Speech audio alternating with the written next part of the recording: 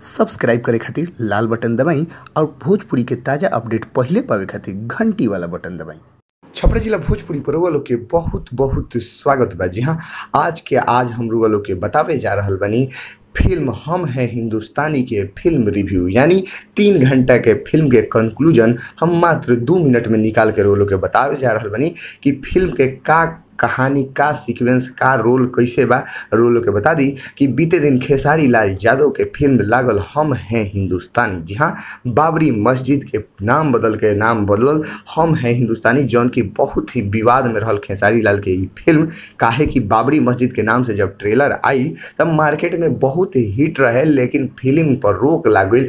फिर बहुत प्रक्रिया भइला के बाद फिल्म लागल 4 अगस्त के हम हैं हिंदुस्तानी। रोल के बता दी कि फिल्म बहुत ही सुपर डुपर हिट बटे और फिल्म के सबसे बड़ जान वो फिल्म के डायलॉग बटे, जौन कि हम बीते दिन लोग के चर्चा कैले रहनी अपना न्यूज के माध्यम से।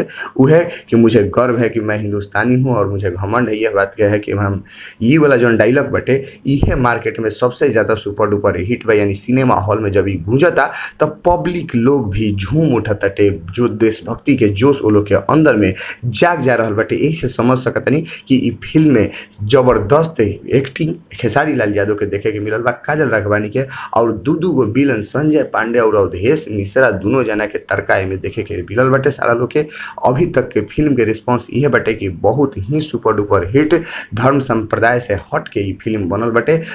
धक्का चोट वही जा रहल बा, लेकिन ये सबसे तनी सा काट के सीन के अथी कइल गेल बा ताकि कोनो प्रकार के सांप्रदायिक भावना मत उत्पन्न होके। ऐसे ये film super duper hit market में जा रहल बा। जहां भोजपुरी के ताजा खबर और के बीच से लियावत रमसन बस लाल बटन दबा के सब्सक्राइब करिए और घंटी वाला बटन दबा के सबसे तेज अपडेट पाई। धन्यवाद।